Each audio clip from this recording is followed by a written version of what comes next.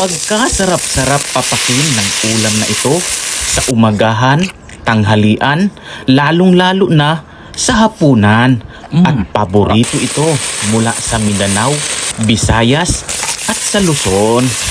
Kaya po sa video na ito mga idol ay magluluto po tayo ng ulam na masarap, paborito hindi lang sa probinsya kundi pang buong Pilipinas. Una nga po mga idol ay hinugasan ko muna ng malinis na tubig itong ating fresh na karni ng baka at sumunod naman ay agad ko na itong hiniwa ng katamtaman para mabilis po itong lumambot at maluto. Ang probinsya nga po ng Masbate mga idol ay mayaman sa mga baka, lalong-lalo na ang karni nito sapagkat ang probinsya po namin ay itinuturing na rodeo capital of the Philippines.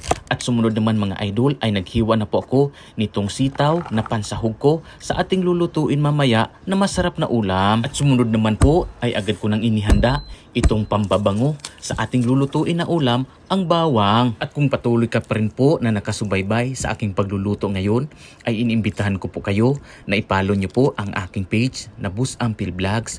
Paki-comment na rin po mga idol at i-share sa mga kakilala para marami pong makapanood sa video na ito. At sumunod naman po ay igigisa na po natin itong mga fresh na karni at siyempre hahalo-haluin lang po natin ito hanggang sa lumambot at maluto. At ito na nga po mga idol, malapit na nga pong maluto itong ating niluluto na ulam.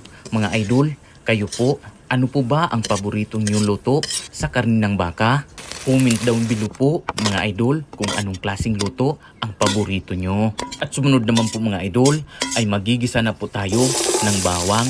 Hahalo-haluin lang po natin ito hanggang mag-golden brown. At sumunod naman po ay ilalagay na po natin itong mga luto na kaninang baka.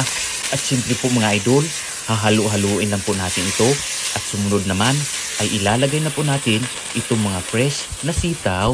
At habang niluluto ko nga po itong ulam ay gusto ko muna na mag-shoutout po sa ilan sa aking mga followers na sina Gerald J. Ho from Manapla, Negros Occidental, Nina Galvis from Taguig, Basilisa Achillos from United Kingdom, Corazon Ramos Joe from Canada, Victor Ampo from Australia, at kay Red Tahir from Zamboanga City. Maraming salamat po sa suporta mga idol. At pagkatapos nga po mga idol na mahigit 1 oras ay luto na po itong ating beef stick with fresh na sitaw. At titikman na nga po natin ito.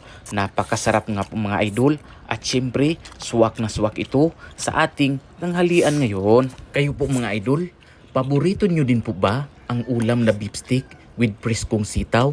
Comment po kayo mga idol kung taga saang lugar po kayo para alam ko po kung hanggang sa nakarating ang video na ito. At pakishare na rin po mga idol. At pagkatapos ko nga po mga idol na kumain at mabusog ng ating masarap na ulam ay alam ko na bakit paborito ito ng buong Pilipinas.